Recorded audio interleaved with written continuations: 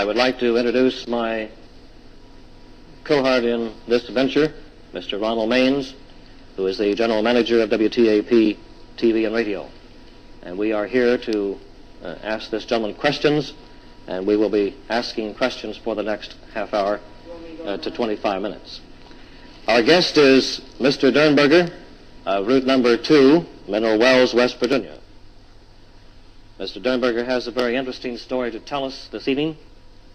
I will give you a thumbnail sketch to begin with. Whether or not you believe in unidentified flying objects or not is not the point. Whether you believe in what you hear or see on this program is not the point. We are here to talk to a man that allegedly did make contact with such an object within the Parkersburg area last evening, November the 2nd, 1966, at approximately 7:25 p.m. The incident allegedly took place on Interstate Highway 77 near the interchange of route number 47. This gentleman is a salesman in the area. He has been a resident of the area for the past 50 years, and he has given us permission to interview him, to show his face, and to call him by name. And this in itself takes a lot of initiative and, to be very plain, a lot of know-how. Mr. Derenberger, in your own words, would you please relate what happened last night? Well, I am a salesman, and I drive a truck. And last night, shortly after 7 o'clock, I was coming from Marietta, Ohio, coming down Interstate 77. And just before I came to the intersection of Route 47, there was a car past me, overtaking me from behind. And following closely behind this car was this unidentified flying object. And as the car ahead, or the car behind passed me, this object was following close behind it, and it swerved directly in front of my truck, turning crosswise. And when it turned crosswise, it slowed down. It started slowing not abruptly or too fast, but it gave me plenty of time to step on my brakes and slow down with it. But it forced me to come to a complete stop. As soon as I had stopped, there was a door opened in the side of this vehicle, and this man stepped out and came directly to me, or came to the truck. He walked to the right-hand side of the truck, and he told me to roll down the window. He asked me to roll down the window on my right-hand side of my truck. And I had done what he asked. And this man stood there, and he first asked me what I was called. And I knew he meant my name, and I told him my name.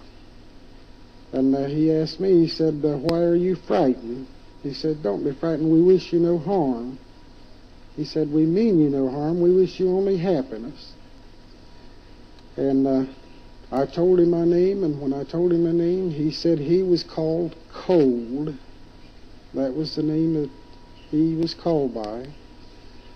And he asked me what the city of Parkersburg, he pointed to the lights. He didn't point, but he gave the impression that he was pointing, and he asked me what that was called. And I told him it was Parkersburg. It was a city, a town. And he asked me if most all the people lived in this city or town. And I explained to him that it was a place of business. It's where we transacted our business. That the people lived in communities, outlying communities, most of the people. And when I told him that this was a city, he said that where his home was, that was called a gathering. And again, he told me not to be frightened, which I was. I was very frightened. And as far as I can understand, this was all mental. There was no spoken words from him. I knew what he was asking me, but yet he stood there and his mouth did not move. He had a smile on his face. He appeared very courteous and friendly. And after I talked with him a while, he told me he would see me. He said, we will see you again. And he left in his vehicle. Now, Mr. Derenberger, for the sake of our television audience here, the words that you used, cold. Cold would be like cold is his name. This is how it sounded to you, that his name was cold. Yes. And the word gathering was like we would know together or something like this. Yes, that's what he meant. That was the impression that he gave. And he did not move his lips nor utter any sound whatsoever. He talked with you in telepathy then. That was right. That his lips did not move. He uttered no words at all. But you talked. I mean, he didn't. Yes, I talked. He told me twice that I could either talk or I could think, which either would be better or easier for me. This was an instant thing. There was no hesitation on his part nor on your part. You knew immediately what he was communicating to you, and he knew immediately what you were communicating to him. That is right.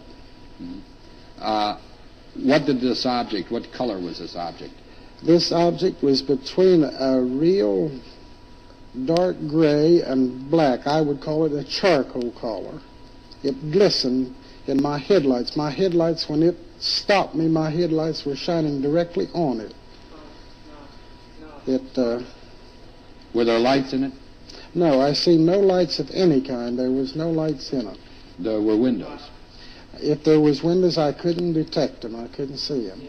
And when the door, now you had a very clear view from behind the wheel of your van, the driver's seat of your van. Yes.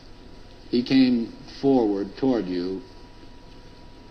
Did he communicate to you to roll your window down before he got to the side of your truck? Was he still in your headlights when he communicated? He was still in my headlights, walking in a kind of a diagonal way across my headlights to the right-hand side of my truck when he told me then to roll down, if I would please roll down the window on the right-hand side of my truck. Now, in the beginning, you were driving south on 77. Correct. From Marietta. Yes. Toward Mineral Wells. Yes. A car passed you. It did. Immediately behind this car, of what distance? I would say between 25 and 30 feet. It was very close to the other car. Came this object. Yes. Hovering how far off the ground, would you say? Well, when I first seen it, I seen it out of the corner of my eye, and I first thought it was just another car, and then I knew it wasn't a car almost immediately, and I turned and looked at it. And I would say it was approximately 30 to 35 feet long, and it came directly across past my truck and immediately turned sideways. It was completely crossed the two-lane highway. It completely blocked me. I went partly off of the road onto the berm to try to go around it, but I couldn't get around it. Now, let me ask you something. Then when it came in front of your car, may I have, Mr. Derenberger was kind enough to draw us a sketch of what this object appeared to him, and we'll let you see it here. I'm correct then that the object came alongside of your car, veered in front of your car, and as you slowed your truck down, the object slowed down, and then when it landed, it didn't land. It stayed off the ground. Yes, it was approximately 8 to 10 inches off of the ground, and as soon as it came to a stop, immediately there was a door on the side facing me open, and this man stepped out. And he started walking immediately right to the right-hand side of my truck. Now, that would be then the picture we have on our screen right now. That would be the angle. Your truck would be going right at that. Is that the idea? That's pointed right. Now, where would the door be in that particular object there? It would be right where the large part of the drawing starts. Where the hump is? Oh, yes, right in the where front the of the hump. Would it be in this direction here? Back toward no, that's too far, Mr. Wilson. Back up front farther. About here? Right there. About in here. Approximately right there. And the door, it resembled just an ordinary automobile door when it opened. All right. Now this, it didn't open from a bottom hinge or a top hinge. It opened from a side hinge. It opened as a from door the. that we know opens. Yes, it opened from the side. How about how was this gentleman? How was this person dressed? What type of clothing did he wear? He had a top coat on, and it was zippered down the front. His top, the top two buttons, like my coat here, were open, and this outfit was a shiny material. It was a glossy outfit, like it was metallic, I suppose you would call it. And his shirt was a little bit darker than his jacket. And below his coat, he had on trousers of the same kind of a cloth material. And I believe the trousers were just a shade lighter than his coat. Which would have been a navy blue. The coat Yes. would have been a dark blue. Yes. Coat. What about the texture of his skin, the color of his skin, his eyes, eyebrows, eyelashes, hairline? What were these? What did he look like? He looked perfectly natural and normal as any human being. He had his face looked like he had a good tan, a deep suntan. He was not too dark, but it was just like he had been out in the sun a lot and had a good tan. His hair was combed straight back, and it was a dark brown. And he seemed to have a good thick head of hair. And his eyebrows, his face, his features were very normal. I don't believe that he looked any different from any other man that we'd meet on the street. Now, this ship that he stepped out of, when he left the ship and started toward your truck, toward your van, the ship remained there as he walked toward you? Or? No, immediately that he stepped out of the truck, or out of his vehicle, the door closed and the vehicle lifted straight up. It went straight, just as straight as you could point upward, and it went up, and I did see it, and occasionally as I was talking to this man, I looked up and it was still there. It was approximately 50 to 75 feet off of the ground, and it stayed there all the time this man was talking to me. Now, when he talked to you, did he turn his head away as I'm turning my head away now, or did he stare right at you, or did what was his movement? He watched me when he was talking to me. He looked at me directly in the face, but as there were several cars and several big trucks passed, and as these big trucks would pass, he would turn his head and glance at the trucks. But there was no... did you look at the object in the air while he was talking with you? Did you glance up at Yes, in fact, I leaned forward and looked kind of out of my windshield, and I could see it. It was still... So then this communication that he had with you would not necessarily depend upon him looking you in the eye or anything like that, then, evidently. No, he did not. In fact, when he first got out of the vehicle, when he told me to roll the window down, it was impossible for him to see my eyes because I were behind my own headlights, and he could not have done it. How old would you say he was? He looked to be approximately 35, 40 years old. He was a very nice-looking man. He was neat. And what specifically did he say to you? What did he say? Hi, it's a nice evening, or what? I mean, why did he stop you? What was his? When he asked me to roll the window down, which I did, I rolled the window down, and he told me, he said, "I would like to talk to you." And I just couldn't answer him. I just couldn't speak.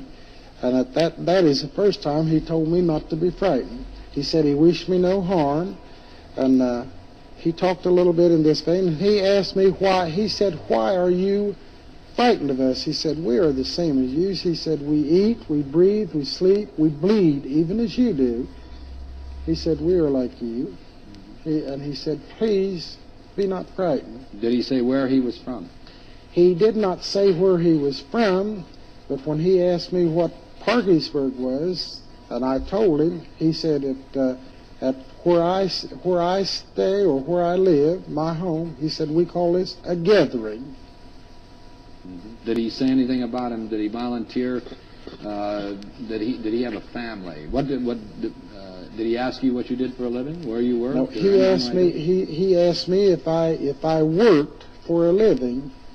He asked me if I had to work to live, and I explained to him what I was. He even asked me where I lived, and I told him. And I told him that I was a salesman, and he told me that he was a searcher. A searcher. A searcher. But he didn't tell you what he was searching for. No, he didn't. He didn't offer me no information other than this, but at 2 or 3 times he did tell me. He said, "Mr. Derenberger, look at me." He said, "Do not be frightened, look at me."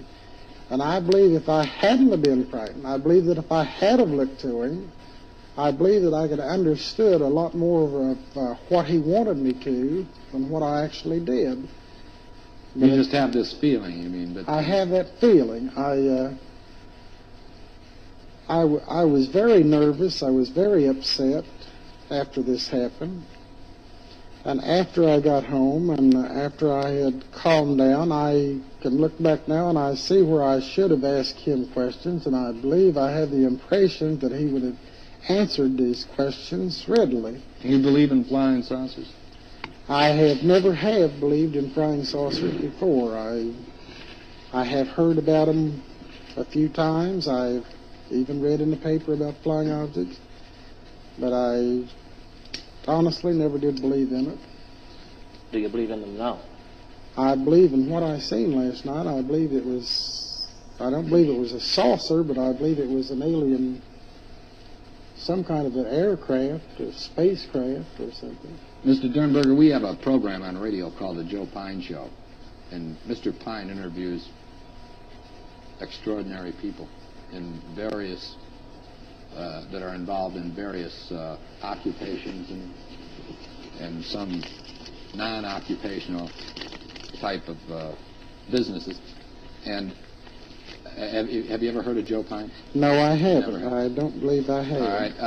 On one of his recent broadcasts, he talked with a man. He interviewed a man who had not only had somewhat similar experience to what you had last evening, but this gentleman went one step further, and he had been taken aboard a spaceship, which, by the way, was described quite similarly to what you described this particular ship. And this ship, with these people who looked like we do and so forth, took him to Venus, and took him to Mars, and brought him back home again. What would you think of a story like that if somebody told it to you? What would you think of the person telling you that story? Would you believe that now? Would you believe that that could be possible? Now, Mr. Mans, I believe now that that could happen. If someone would have told me yesterday before this happened, I would have frankly thought he was a nut. But I honestly believe now that it could happen. I'm surely not going to say it couldn't happen. Now, these men last night, or this man, he gave me no indication that he wanted me on his ship. He didn't ask me to get out of my truck. As I say, he was very friendly and courteous. And you drink? No, I do not drink. You don't drink intoxicating beverages? No, I do not drink any intoxicating beverages at all. I don't believe in drinking, and I just don't. Mm-hmm. But what I saw last night, I know that I saw it. It was no figment of imagination. It was there, and I was there. And now, you said that he also made the statement that we will see you again. When he was getting ready to leave, he stepped back from the truck about one step, and he said, "Mr. Derenberger, we will see you again." He didn't say I, he said we will see you again. And when he got in the truck, or when he got in the vehicle, the door opened as he walked up to the vehicle, and he stepped up into it, and there was another man, or I couldn't describe this man because I could just see his outline, but I did see his arm and hand reach outside and take a hold of the door and pull the door closed. And when the door closed, it made an audible noise like you'd shut a door on of a big heavy automobile. What kind of a noise did this object make when it was hovering above the ground 6 or 10 inches, and then upon letting the man off, and you say it went back up in the air 75 or 100 feet. This is an object now that we're talking about that's 8 or 9 feet high, 36 feet long, yes, and about 8 or 9 feet across. That's right. In breadth. It would, although it's really not too large an object, it's larger than what an automobile, for example. Yes. And to lift something like that would take a lot of force to do this. What kind of a sound did this make?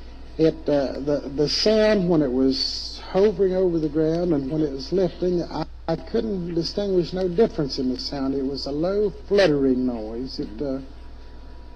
Well, if you've ever heard the blades of a helicopter as it was idling, setting on the ground, that would be the closest way that I could describe the noise it made. But it was not very, very loud. Can you make a noise that it sounded like? It was a fluttering noise. It sounded something like. But it's a sound you have never heard before. I had never heard anything like it before in my life. Let's get back to this.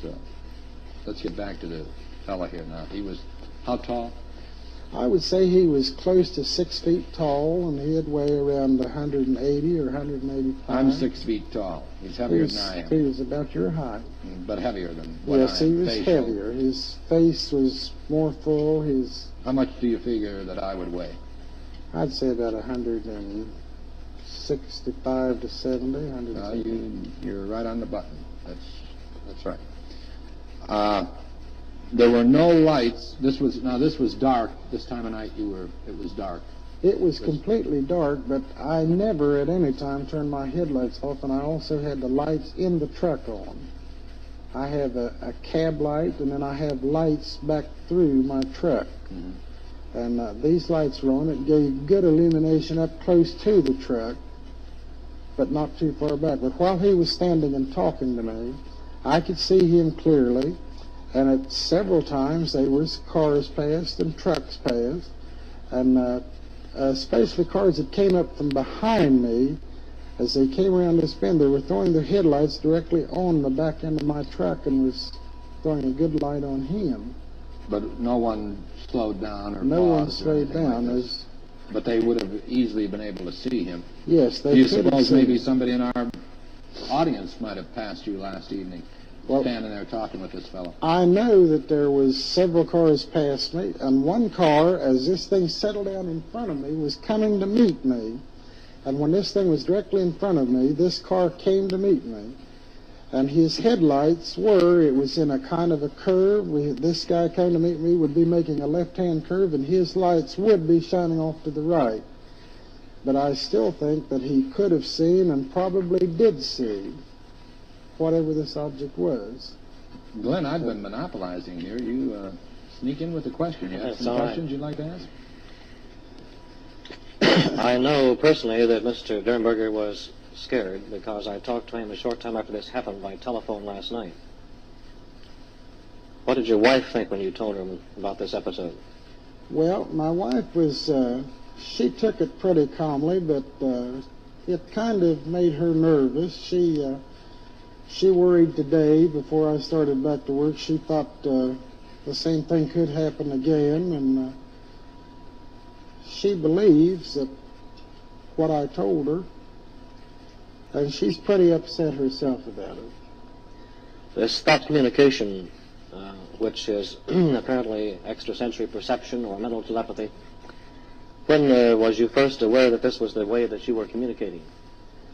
Well, when he first told me to come, when he first got out of his vehicle and started over to my car, that is when he first told me or asked me if I'd roll down my window. At that time, right at that minute, I didn't know that it was mental telepathy.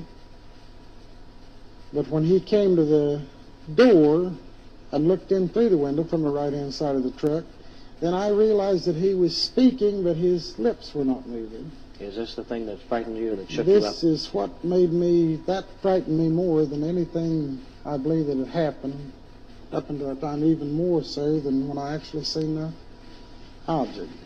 And I know that he told me not to be frightened. He was very reassuring in his attitude. He was friendly. He smiled continuously while I talked to him. He kept his arms folded something like this all the time. His arms were folded completely at all times. Like I said, his hands were hidden. And at the time I talked to him, I didn't think nothing about it. But after I started home, I did wonder why he stood that way. And as I believe one of you gentlemen asked me before about his hands, when this man closed the door, when he got back into the vehicle, I distinctly seen this other man's hand and arm, and his arm looked completely normal in his hand. Now you described the attire of this person more as a suit, such as I'm wearing, than a uniform. Yes, that we know as a uniform. I would say that it wasn't a uniform. It didn't have, you know, the cut of a uniform. It was more like you would wear a suit to town. Or was it a cloth like this? Well, it was a bright, shiny color cloth. It looked like what my wife calls a hard fabric. It glistened when the lights would shine on it. A luminous type. Yes. The arm that came out, another arm from inside came out to close the door when this gentleman got back. Was that arm clothed in the same type of... I would say it was identically the same. It looked the same to me exactly. Now he had on, from what you could see, he had on a shirt that buttoned with a collar but no tie. He had no tie, but I know that the top button of his shirt at the throat, I know he had a button there. I seen that.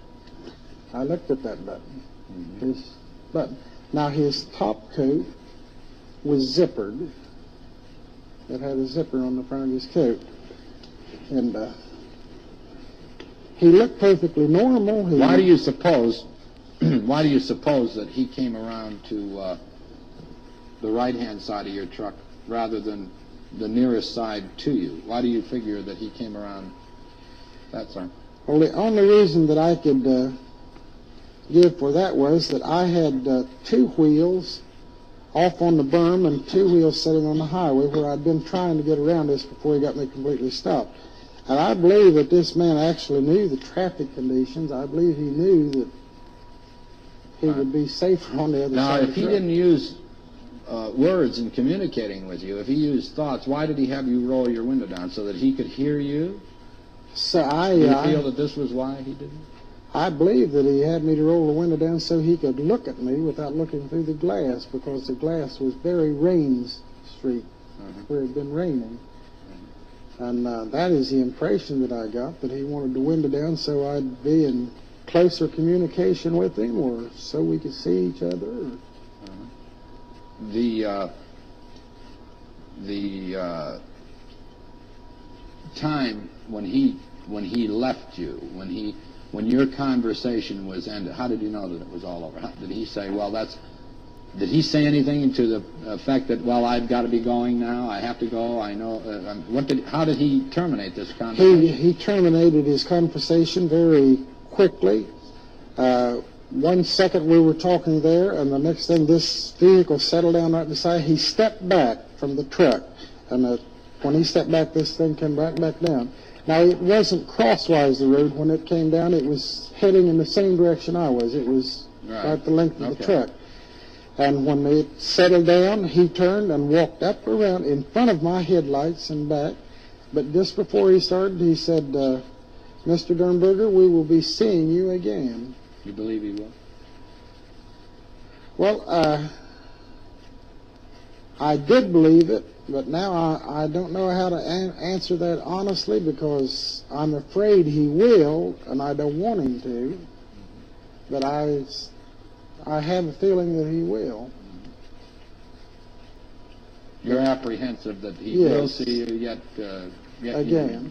Yet you would probably like the experience again. Well, I Would don't you be more think prepared this time? I don't think that I'd be quite so frightened. I think that I could ask him a few questions. I think I could ask him just about as many as he's asked me now. Well, Mr. Derenberger, because of time, we appreciate you taking the time to come down here with us.